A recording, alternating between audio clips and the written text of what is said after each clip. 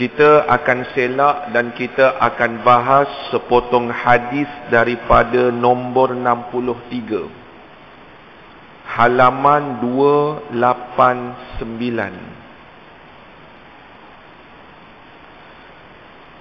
Daripada Abu Hurairah radhiyallahu anhu bahawasanya Rasul sallallahu alaihi wasallam bersabda, Iyyakum wadh-dhanna fa inna dhanna akdzabul hadis.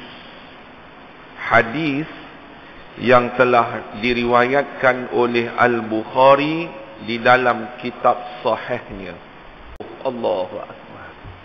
Satu pencuri dia ajak kawan ni.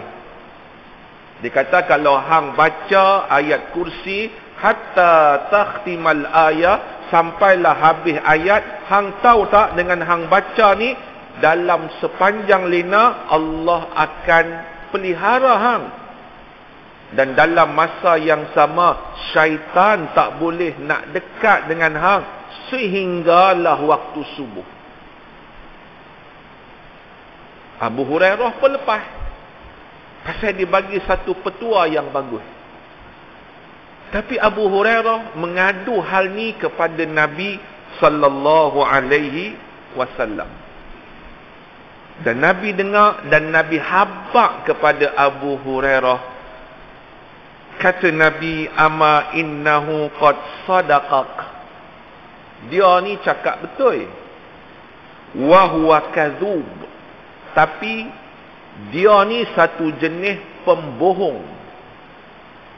Apa hak dia cakap tu sungguh Tapi dia ni satu orang yang dikenali sebagai kadzub, pembohong. Ta'lam man tukhatibu munzu salasi layalin ya Aba Hurairah. Nabi tanya Abu Hurairah, hang kenai ke? Hak yang mai 3 hari duk curi kurma ni, hang kenai ke? Tanya Nabi kepada Abu Hurairah. Kata Abu Hurairah, la ya Rasulullah, dak aku tak kenal. Apa jawab Nabi? Kata Nabi, qala zaka syaitan. Hang nak tahu tak Abu Hurairah, yang tu ialah syaitan. Hadis ni direkodkan di dalam Bukhari. Apakah boleh syaitan itu berupa dengan rupa hak lain daripada rupa asal dia? Satu syaitan dia nak berupa dengan satu lelaki, boleh tak? Jawab dia boleh. Mai mana kata boleh? Hadis yang kita baca daripada peristiwa Abu Hurairah tadi dalam Bukhari. Pertama. Yang kedua, syaitan memang boleh berupa dengan rupa orang. Antaranya peristiwa berkumpul para pemuka Quraisy di Darun Nadwah. Abu Jahal mai, Utbah dan Syaibah mai, An-Nadhr bin Al-Haris mai. Masa mereka bincang, tiba-tiba mai satu laki yang tidak dikenali oleh mana-mana orang. Orang tanya dia, dia jawab, aku mai daripada Najd. Akhirnya tuan-tuan, ada satu orang, dia kata kita bunuh Muhammad. Dia ni juga angkat tangan, yang ni aku suka. Siapa yang cadangkan bunuh Muhammad? Abu Jahal. Siapa yang angkat tangan awal-awal setuju ni? Syaitan. Syaitan yang menyamar jadi satu orang, mai daripada Najd. Kononnya dia nak menyumbang idea macam mana nak hapuskan Muhammad dan nak hapuskan dakwah Nabi. Dia nak lari. Jadi ada satu orang di kalangan tentera Quraisy ni duk pegang dia. Hei, hang ni semangat sangat duk kata nak perang, duk hang lari. Apa dia kata? Dalam hadis ni kata, aku telah melihat apa yang hampa tak tengok. Masa itu Nabi ceritakan yang malaikat datang untuk membantu perang bersama dengan Nabi. Laki ni yang menyerupai Suraqah bin Jahsy. Dia lari dan sudah tak nampak kelibatnya setelah beberapa saat kemudian. Tuan-tuan, Nabi kata tu syaitan. Maksudnya syaitan boleh berupa dengan manusia.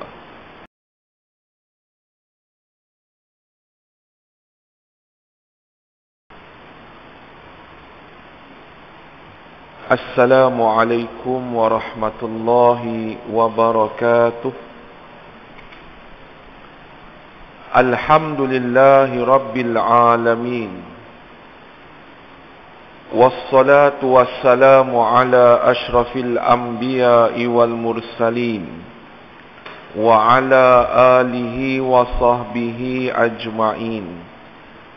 Ashhadu an la ilaha illallah wahdahu la syarika lah. Wa ashhadu anna Muhammad abduhu wa rasuluh. Allahumma inna nas'aluka ilman nafi'a wa rizqan tayyiba wa amalan mutakabbala. Ya Allah, kami mohon kepadamu ilmu yang memberikan manfaat.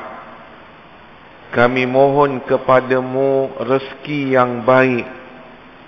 Dan kami mohon kepadamu amalan yang diterima. Wala hawla wala quwwata illa billahil aliyyil azim. Tuan Imam yang bertugas, Tuan Muazzin, pengerusi masjid bersama dengan jawatan kuasanya, anak-anak qaryah muslimin, muslimat yang dirahmati Allah sekalian. InsyaAllah pada malam ni kita akan teruskan kembali kuliah maghrib kita menggunakan kitab Al-Lu'lu' lil Mu'min, permata bagi orang yang beriman. Kita akan selak dan kita akan bahas sepotong hadis daripada nombor 63. Halaman 289. Daripada Abu Hurairah radhiyallahu anhu bahawasanya Rasul sallallahu alaihi wasallam bersabda, Iyyakum wadh-dhanna fa inna dhanna akdzabul hadis. Hadis yang telah diriwayatkan oleh Al-Bukhari di dalam kitab sahihnya. Hadis ini Al-Imam Bukhari mengambil daripada jalur Abu Hurairah radhiyallahu anhu. Dan kita pun telah maklum Abu Hurairah adalah antara sahabah Nabi yang mai daripada satu perkampungan nama dia Ad-Daus. Dan dia memeluk Islam di tangan Nabi di Madinah Al-Munawwarah. Hasil daripada dakwah Tufail bin Amr yang juga asal daripada kampung yang sama. Dan kita telah kenal sebelum ni Abu Hurairah antara sahabah yang banyak duduk dengan Nabi, sehingga ia digelar sebagai Ahlus Suffah, yang duduk berhampiran, yang duduk dengan masjid Nabi sallallahu alaihi wasallam. Dan ada satu peristiwa yang menarik yang berlaku pada Abu Hurairah radhiyallahu anhu, yang dengan peristiwa ini menyingkap pelbagai hukum dan menyingkap pelbagai pengetahuan. Satu hari, tuan-tuan, Abu Hurairah radhiyallahu anhu dibebankan dengan kepercayaan daripada Nabi untuk jaga gudang yang menghimpunkan zakat fitrah. Satu gudang ataupun baitul mal, orang mai bayar zakat fitrah, Kemudian disitulah terkumpulnya, antaranya ialah tamar. Pada waktu malam Abu Hurairah jaga, dan dia dapati ada satu orang mai ambil, dengan kata lain pi curi. Dia ambil kurma hak orang bagi zakat fitrah ni, dia ambil. Lalu ditangkap oleh Abu Hurairah, sehingga Abu Hurairah kata, wallahi la arfa'annaka ila Rasulillah sallallahu alaihi wasallam.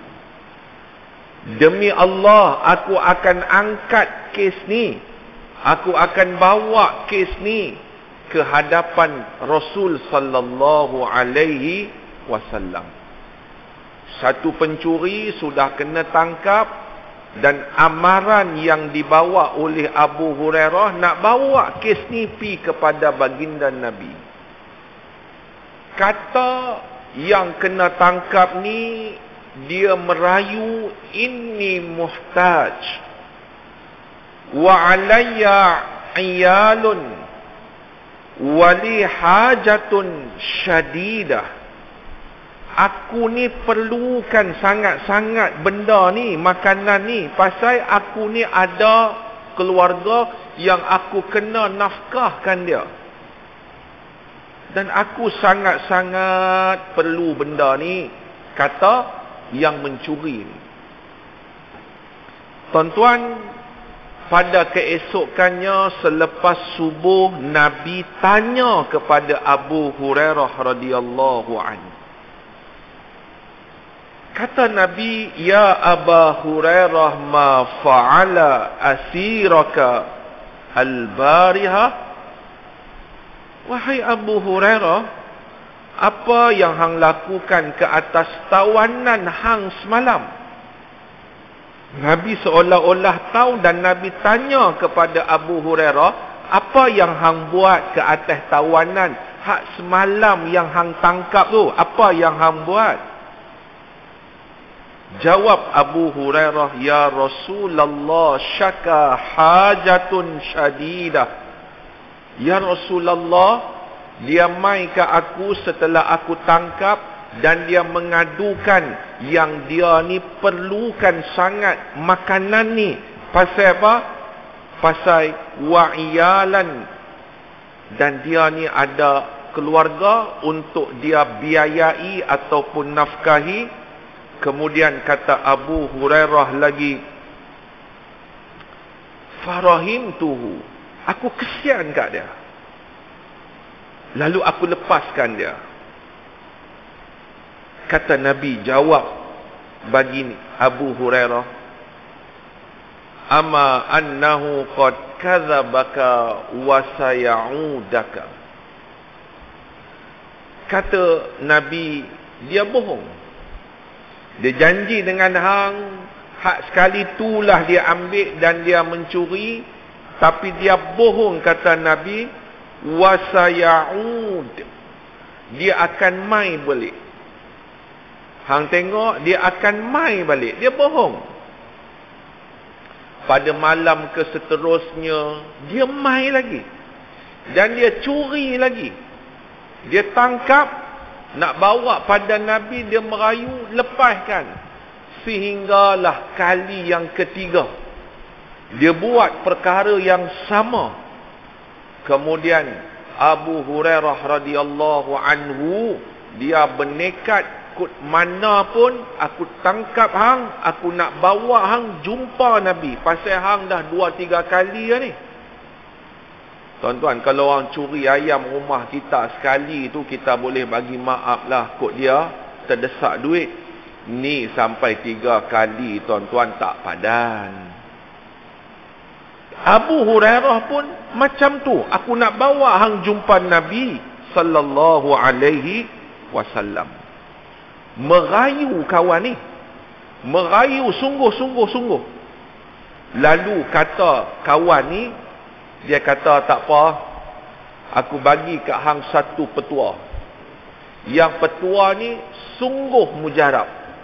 Tapi syarat, hang jangan tangkap aku, hang jangan bawa aku jumpa Nabi.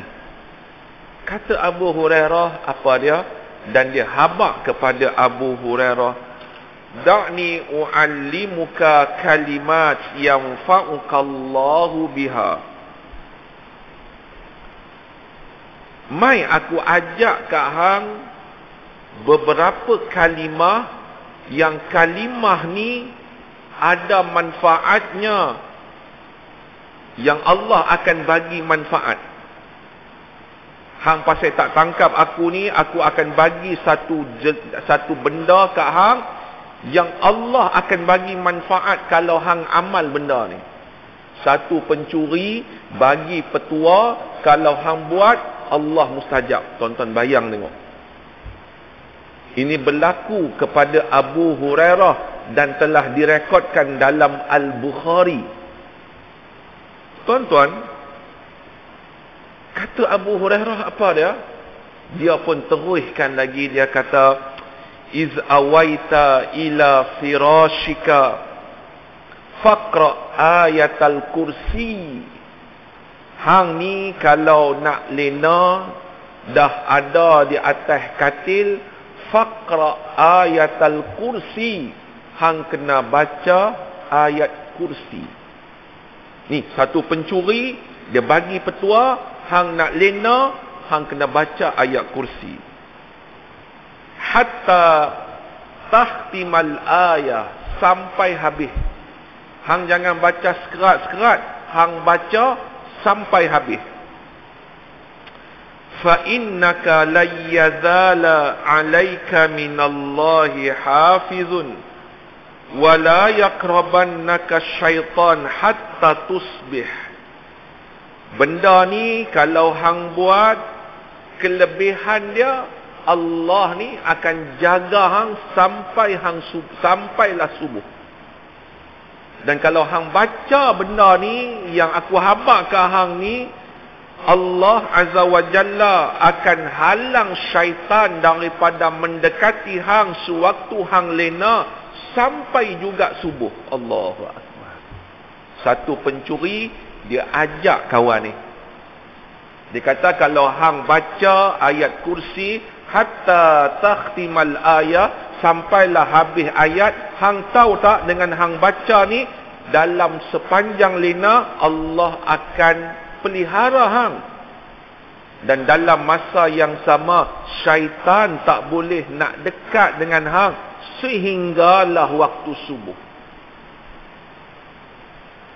Abu Hurairah pun lepas, pasal dia bagi satu petua yang bagus. Tapi Abu Hurairah mengadu hal ni kepada Nabi sallallahu alaihi wasallam. Dan Nabi dengar dan Nabi habaq kepada Abu Hurairah. Kata Nabi, ama innahu qad sadaqaq. Dia ni cakap betul. Wa huwa kadzub. Tapi dia ni satu jenis pembohong. Apa hak dia cakap tu sungguh Tapi dia ni satu orang yang dikenali sebagai kadzub, pembohong. Ta'lam man tukhatibu mundu salasi layalin ya Aba Hurairah. Nabi tanya Abu Hurairah, hang kenal ke? Hak yang mai 3 hari duk curi kurma ni, hang kenal ke? Tanya Nabi kepada Abu Hurairah. Kata Abu Hurairah, la ya Rasulullah, dak aku tak kenal. Apa jawab Nabi? Kata Nabi, qala zaka syaitan. Hang nak tahu tak Abu Hurairah, yang tu ialah syaitan. Hadis ni direkodkan di dalam Bukhari. Tuan-tuan yang dirahmati Allah sekalian, satu kejadian yang berlaku ataupun satu peristiwa yang berlaku pada Abu Hurairah yang melibatkan syaitan mencuri. Lalu syaitan ini mengajarkan sesuatu yang benar, sedangkan diri dia adalah yang terlaknat dan pendusta. Tuan-tuan, ada beberapa pengajaran yang boleh kita ambil daripada hadis yang panjang lebar ni dan kejadian. Pertama, tengok bagaimana sifat amanah ataupun integriti Abu Hurairah. Dia menjaga satu gedung umat Islam, lalu tak dibenarkan curi, dan dia jaga sungguh-sungguh dan dia adukan kepada Nabi. Jadi benda ni kena ada pada setiap Muslim yang menjaga hai-hai berkaitan dengan umat Islam ataupun berkaitan dengan wang, duit dan seumpama dengannya. Yang kedua, tuan-tuan yang dirahmati Allah sekalian, timbul satu soalan. Apakah boleh syaitan itu berupa dengan rupa hak lain daripada rupa asal dia? Satu syaitan dia nak berupa dengan satu lelaki, boleh tak? Jawab dia boleh. Mai mana kata boleh? Hadis yang kita baca daripada peristiwa Abu Hurairah tadi dalam Bukhari. Pertama. Yang kedua, syaitan memang boleh berupa dengan rupa orang. Antaranya peristiwa berkumpul para pemuka Quraisy di Darun Nadwah. Abu Jahal mai, Utbah dan Syaibah mai, An-Nadar bin Al-Haris mai. Masa mereka bincang, tiba-tiba mai satu laki yang tidak dikenali oleh mana-mana orang. Orang tanya dia jawab, aku mai daripada Najat. Lalu dia pun masuk dalam perbincangan di Darun Nadwah. Orang bincang macam mana kita ni nak buat pada Nabi ni. Sudah lebih Nabi ni sudah pengaruhi kebanyakan masyarakat di Mekah ni. Ada yang kata elok kita buang negeri Muhammad ni. Tuan-tuan tahu siapa yang awal angkat tangan? Ni, lelaki daripada Najat ni. Dia angkat tangan. Tak boleh. Idea ni tak bagus. Pasal nanti kalau dia buang di satu tempat, di situ pula orang berkerumun, di situ pula dia perbesarkan dia punya pengaruh. Dah kat situ pula jadi hai. Akhirnya tuan-tuan, ada satu orang, dia kata kita bunuh Muhammad. Dia ni juga angkat tangan, yang ni aku suka. Siapa yang cadangkan bunuh Muhammad? Abu Jahal. Siapa yang angkat tangan awal-awal setuju ni? Syaitan. Syaitan yang menyamar jadi satu orang, mai daripada Najat. Kononnya dia nak menyumbang idea macam mana nak hapuskan Muhammad dan nak hapuskan dakwah Nabi. Dalil kedua, syaitan boleh berupa manusia.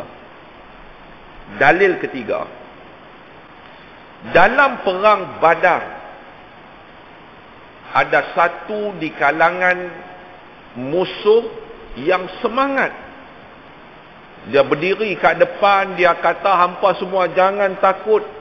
Apa jadi pun kita duduk sini dan kalahkan tentera Muhammad.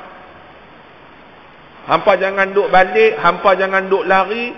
Aku kok mana pun sampai ke titisan darah terakhir, aku akan duduk di sini.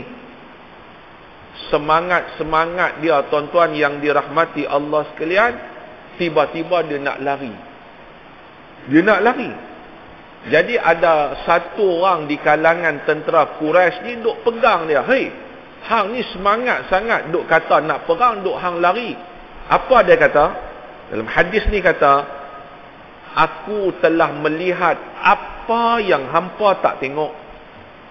Masa itu Nabi ceritakan yang malaikat datang untuk membantu perang bersama dengan Nabi.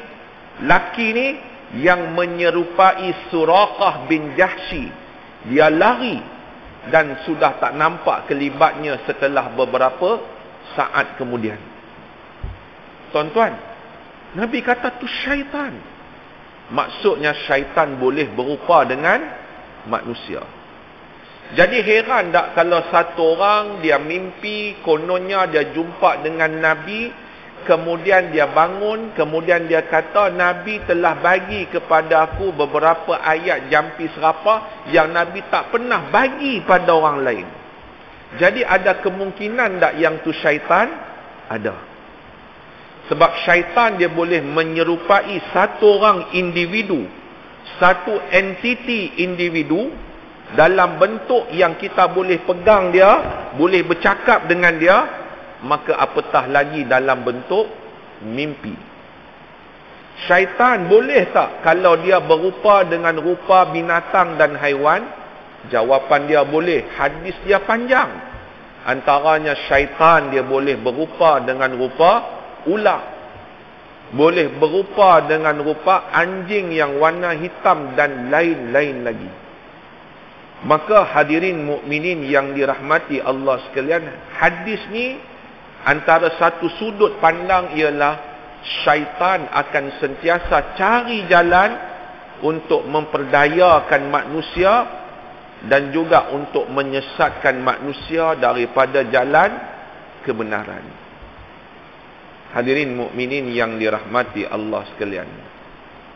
Jadi boleh tak satu orang dia tengok satu jin dalam bentuk yang asai? Kata Al-Imam Asy-Syafi'i rahimahullah, kalau ada itu pembohong. Tak boleh tengok. Habis kalau dia berupa bentuk yang buruk, mata merah, kemudian rambut menggerbang, terbang daripada satu pokok ke satu pokok, itu dia telah berupa dengan rupa tertentu. Tapi rupa asal tak boleh nak tengok. Siapa punya pandangan ni? Al-Imam Asy-Syafi'i rahimahullah. Baik, tuan-tuan yang dirahmati Allah sekalian, maka boleh tak kita amalkan daripada apa saranan hak iblis ataupun syaitan tadi? Boleh ha? Pasal Nabi mengakui benda yang dia habaq tadi betul, tetapi diri dia tu berbohong. Maka Nabi sarankan untuk sebelum lena baca ayatul kursi. Saya teringat tuan-tuan, ada satu orang dia tanya kepada mantan mufti Pening, meninggal dah. Apa nama Syekh? Tak ingat nama dia. Dia kata, macam mana Tuan Mufti bagi saya satu petua yang kalau boleh pencuri tak mai ke rumah. Jenuh dah. Bukan tak ada alarm, bukan tak ada CCTV.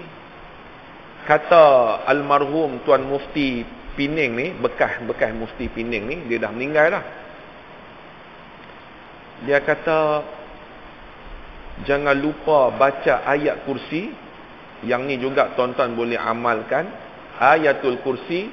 Selepas membaca ayatul kursi, susuli dengan Allahumma antas salam wa minkas salam wa ilaika ya'udus salam fahayyina rabbana bis salam wadkhilnal jannata daras salam, sehinggalah akhir daripada wirid yang selalu kita baca. Dan dia bagi kawan ni pun amal, dan alhamdulillah sampai setakat lah tuan-tuan, tak ada pencuri mai masuk rumah dia. Tak ada. Kok orang mai curi ayam dia ke, kok orang mai curi apa, tak ada. Sabit daripada keberkatan ayatul kursi dan daripada ayat Allahumma antas salam tadi. Jadi boleh juga kita amal ya. Boleh juga kita amal. Itu tadi adalah peristiwa daripada Abu Hurairah radhiyallahu anhu. Yang tu pun dah hampir 15 minit kita bahas. Belum masuk isi lagi ni. Tak apa. Isyak kita berhenti. Kata Nabi sallallahu alaihi wasallam, "Iyyakum wadh-dhanna fa inna dhanna akdzabul hadis." Awasilah kamu daripada berprasangka, kerana prasangka adalah bohong ataupun sebohong-bohong ucapan.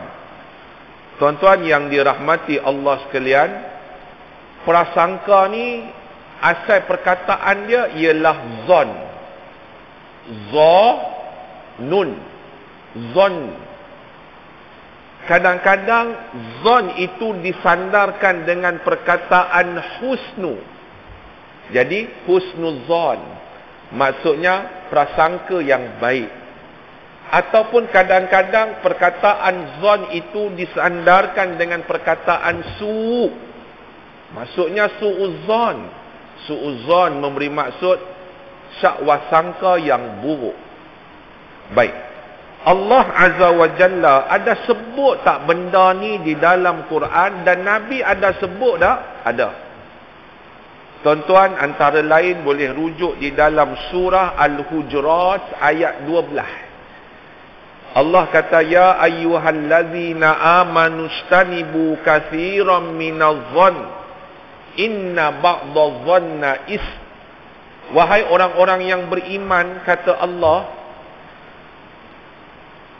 istanibuz-dhann, jauhkanlah hampa ni daripada zon. Zon ni apa? Wasangka tadilah. Pasal apa? Inna ba'dadh-dhanna kerana sebahagian daripada syakwasangka ni akan menimbulkan dosa. Allah habaq dah awal-awal, syakwasangka ni sebahagiannya dosa. Baik, Nabi ada habaq tak? Nabi ada habaq. Nabi kata, iyyakum waz-zanna fa inna zanna akdzabul hadis.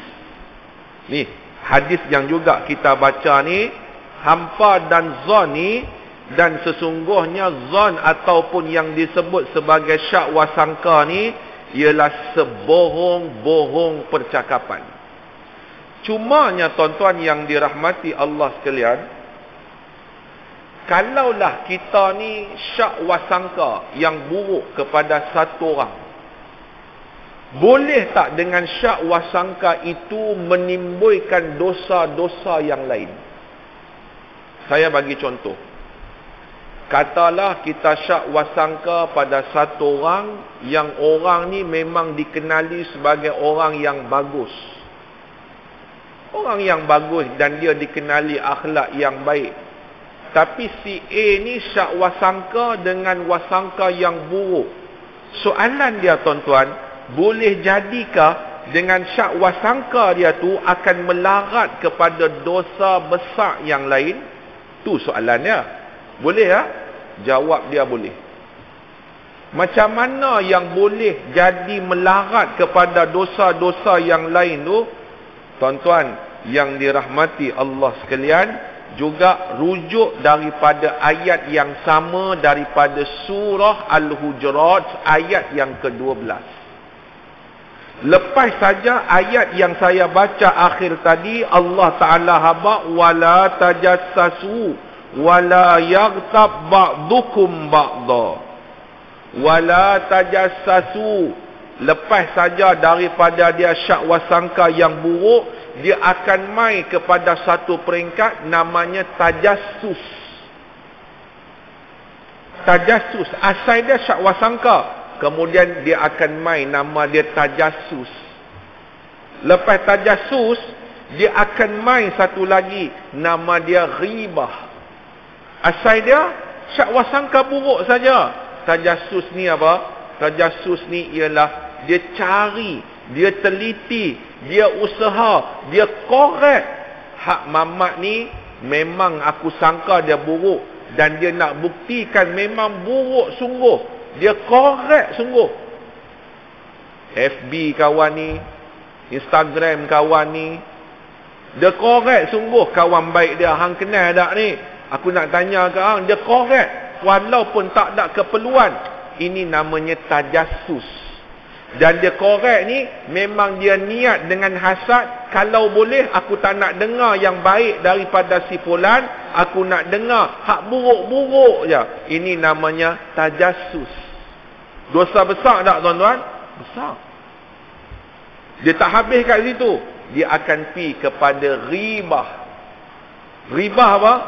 Ghibah ni ialah mengumpat. Dia tak habis daripada mengumpat, kemudian dia tokok tambah, dan tokok tambah itu dinamakan fitnah. Tu dia dapat sekali 4-5 package dia dapat. Asal dia apa?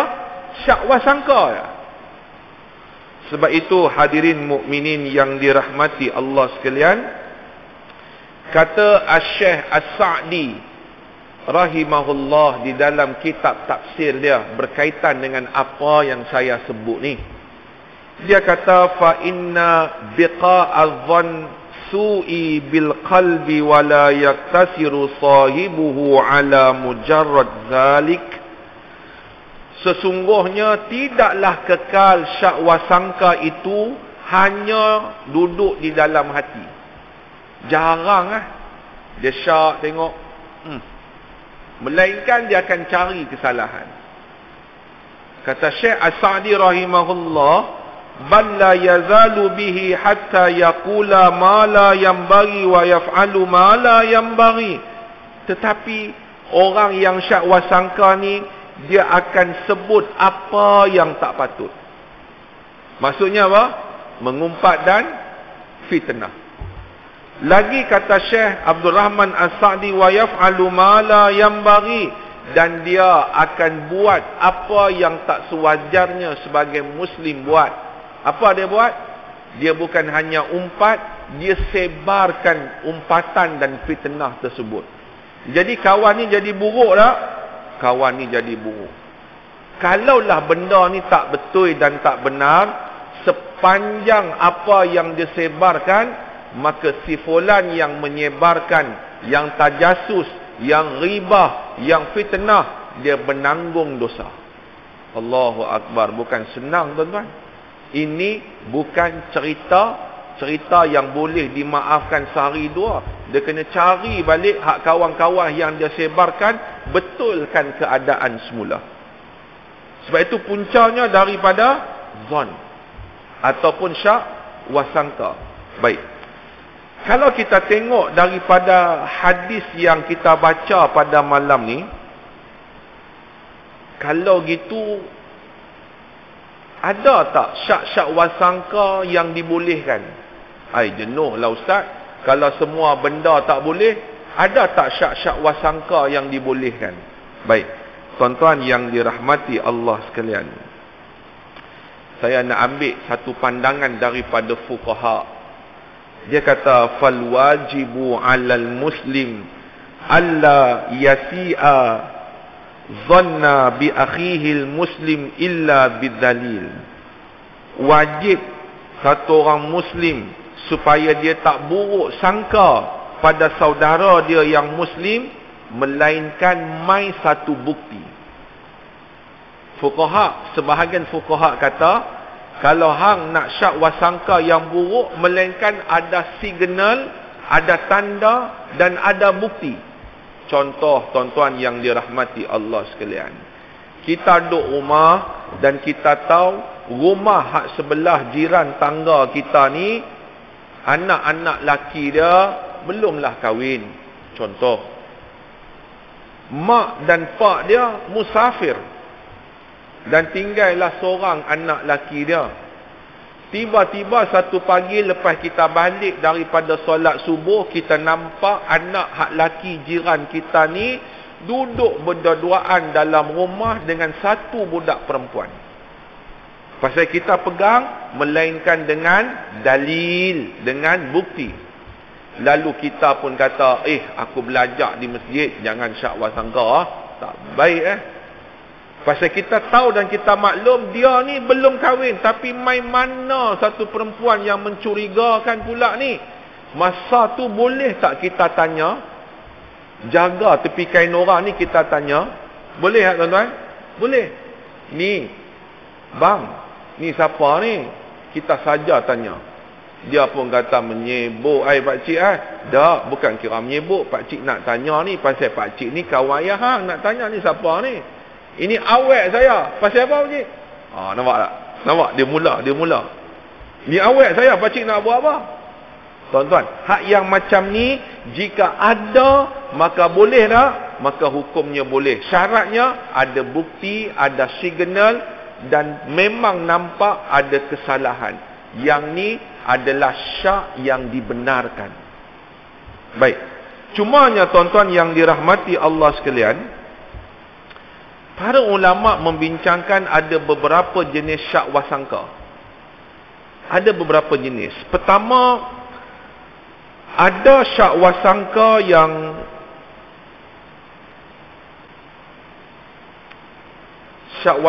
yang jenis memang tak boleh langsung-langsung.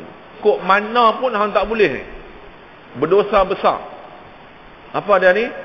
Apabila satu orang dia syak wasangka buruk kepada Allah dan Rasulnya.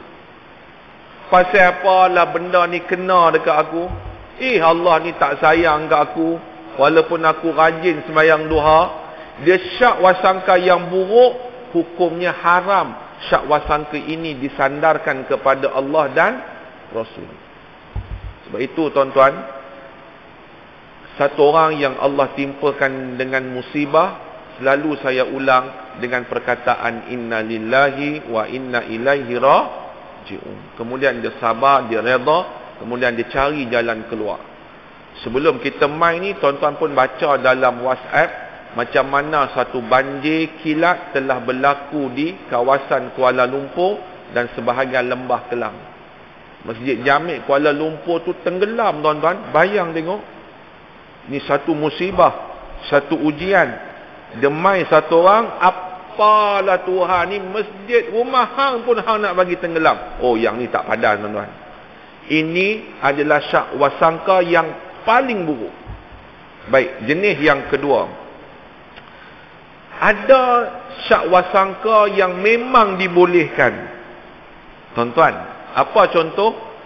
Satu orang yang kita kenali dia dengan memang dia ni jahat dan dimaklumi dalam Korea tu. Tiba-tiba elok je dia keluar daripada simpang dengan motor dia, dalam raga dia penuh dengan buah sawit. Dia ni aku rasa mana ada pokok sawit, ada kebun sawit, mana ada.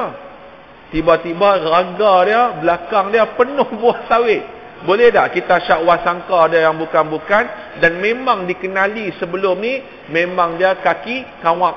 Oh, kawak, tuan-tuan. Kaki curi. Boleh tak kita tahan dia, kita syak kat dia? Yang ni boleh. Pasal apa? Memang dimaklumi sifat dia dengan kejadian yang sebelum. Harus hukumnya. Yang ketiga, tuan-tuan yang dirahmati Allah sekalian, ialah zon atau syak yang memang digalakkan. Contohnya apa?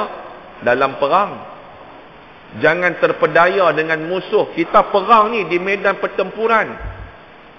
Tiba-tiba musuh bawa mai satu perempuan, kemudian pakai seksi, kita pun terpedaya. Kita boleh tak syak yang musuh nak kuasai kita dengan jalan perempuan yang dia hantar tu? Boleh. Jangan tu cakap, hampa jangan buat berdosa, hampa tahu tak? Dia sajalah nak hantar budak perempuan ni, nak bagi kita cuci mata. Yang ni tak cerdik, yang ni bengong nama dia. Pasal apa? Yang ni termasuk daripada syak yang dibolehkan dan memang digalakkan, terutamanya di medan pertempuran. Ada tak syak ataupun wasangka hak jenis yang keempat yang memang wajib? Ada tak? Ada, terutama yang berkaitan dengan syarak. Apa contoh? Di dalam disiplin ilmu hadis yang kita baca ni, penulis ni, Sahibus Samaha Dr. Zulkifli Al-Bakri ni, menteri lah ni, ada dalam disiplin ilmu hadis ialah jarah wa ta'dil. Perawi-perawi yang bawa hadis ni, dia ni tuan-tuan akan dinilai oleh ulama-ulama hadis lain, dia ni perawi tahap mana. Dulu ni dia macam mana, kaki lupa ke, kaki menipu ke? Boleh tak? Boleh, sebab hadis itu adalah sebagai sumber kepada sumber agama. Kalaulah mai daripada orang yang tak sepatutnya, maka akan rosaklah agama. Maka mereka di kalangan ahlul hadis akan menilai senilai-nilainya macam mana keadaan satu perawi. Jadi boleh tak syak? Boleh, Sebab tu para perawi hadis, kalau mereka tengok perawi hadis yang lain dia acah-acah bagi makanan dekat satu haiwan, tapi sebenarnya ini juga dianggap sebagai sebahagian penipu. Nampak tak tuan-tuan?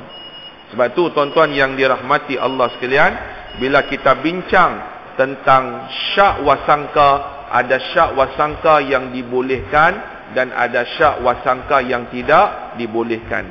Sesama kita Muslim, apalagi satu jemaah di dalam masjid ni, kalau hanya perkara-perkara yang kecil, kita cari alasan untuk kita tafsirkan. Dia ni lambat janji dengan kita pukul 9, tapi dia lewat tengok pukul 10 baru dia mai. Aku rasa dia ni isteri dia suruh beli barang kot. Jangan syak dulu yang bukan-bukan. Ambil dulu perkara yang positif. Supaya apa?